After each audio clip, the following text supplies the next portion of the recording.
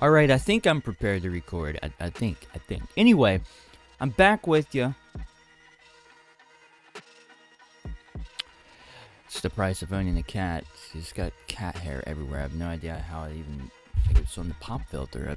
Anyway, what we have for our 47th President of the United States is a toddler.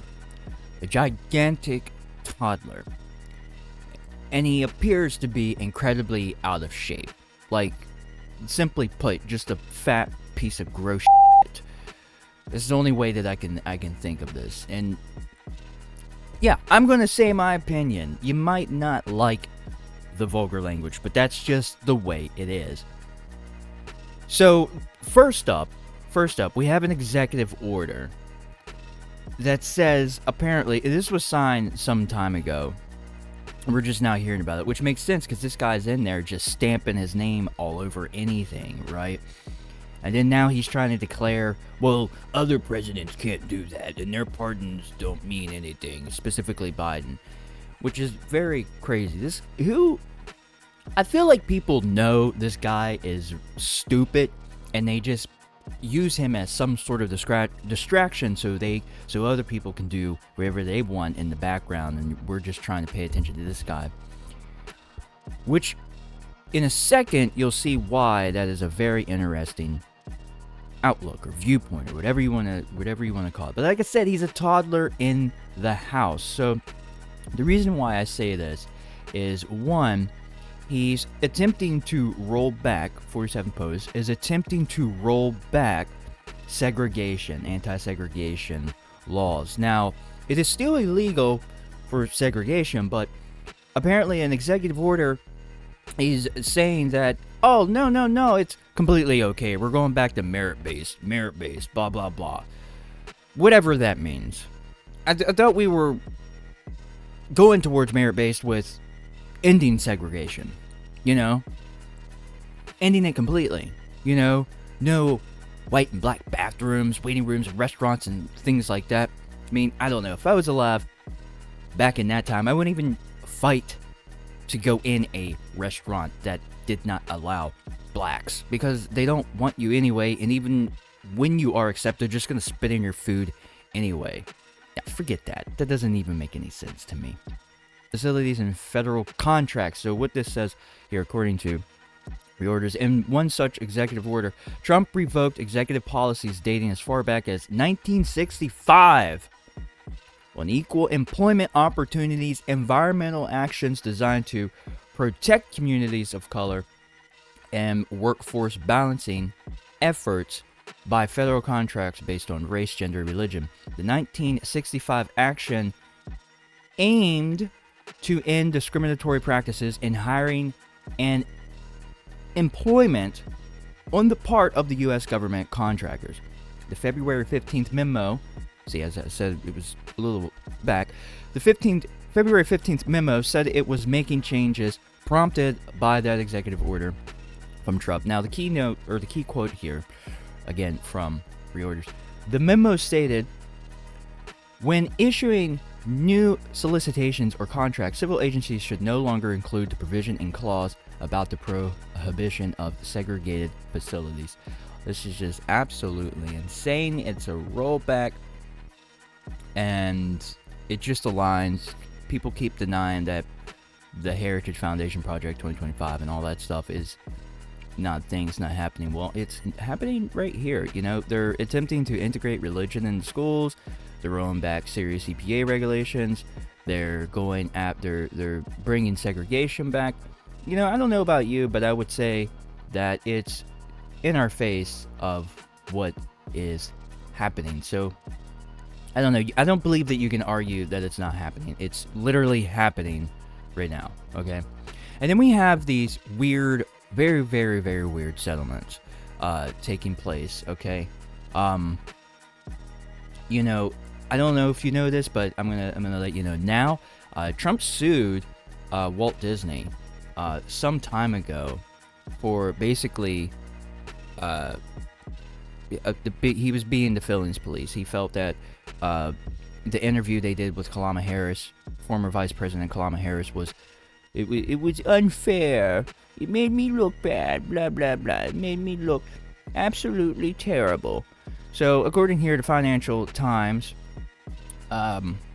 you know, they settled apparently here for $15 million. Not because they might lose, but because their commercial interests require administrative action from time to time, and they feared retribution. Now, I don't know if ABC or Walt Disney, whatever, whoever owns that place, I don't know if they said that, but that's what Financial Times is saying. Mark Zuckerberg is all buddy with Trump, and then Trump is suing the company, so he goes, oh yeah, go ahead, sue my company, we'll give you $25 million. That's what it seems like to me. And then CBS is just giving him money to shut him up because he's a toddler. He doesn't know anything, he doesn't hope to win anything. Even the Financial Times points this out. He doesn't hope to aim or win anything. He just wants to shake people down. Now, going back to Capital One, according to Financial Times, the suit asserts that some of the Trump's organization's bank accounts at Capital One were closed in 2021 for political reasons, which the bank denies. The suit itself has little or no merit, as many legal commenters have noted, although it stokes the right-wing grievance machine. Still outraged that some person, I'm not even going to attempt the name of that, his banking privileges were revoked when his balance got too low. But that makes sense. A lot of banks will actually close your account if there's nothing in there, or if it's too low. If it doesn't meet their criteria, they will close it. So again, toddlers in the house saying, you closed my account. Well, maybe you failed to adhere to the account. So what's happening is Capital One is trying to stay friendly with POTUS. But here's the problem. This really hasn't happened before, where the president is a quote-unquote businessman. So Capital One needs the favor. Even Financial Times suggests this. They need the favor. They need the acquisition. They need to take over Discover. They need to acquire Discover. So they're trying to be as nice as possible, I suppose, is the way to look at it. I don't know about you, but there is too much money in politics right now. And why is the president still somehow connected to his companies? I think that is a major conflict of interest. He's in there for one term, he gets out, he does more business, he goes back in, allegedly not building business. Who knows? But that's not cool. That's not cool at all. So he's settling with all these people. He said Meta, he settled with ABC, or he's settling with ABC, and then he settled also with someone else, and now he has Capital One. And again, this isn't something that everyone says this is something Trump isn't trying to win. Oh, look, here's my cat. He's just doing it because he knows that it draws attention, and that's pretty much it. I am not happy about any of this. There's so many things being rolled back as a civilization of the United States, and they're just kind of just seeing what else he does. I think that's what they're doing. They're just bored and they're seeing what else he does. All right. And then we have France. We have some people, or at least a person in France, that stands up and goes, hey man, we want our statue back.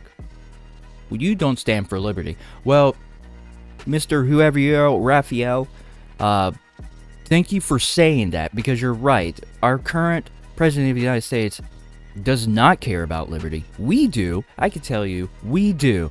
Most of us United States citizens care about liberty. Well, maybe. I'm not sure, because a lot of them voted for Trump apparently. But regardless, we do care. So I could agree with you asking for it back. I know you're probably not going to get it back, or that'd be wild if they did give it back. That'd be absolutely insane after all the history France and the United States has been through. Regardless, I think that an impeachment is in order for this buffoon that happens to be in office. Anyway, signing off here. If you're not already subscribed to my Patreon, get there now. TyClifford.com/Patreon. And or you can just leave a tip. That's up to you. Be safe no matter what you do. Bye-bye.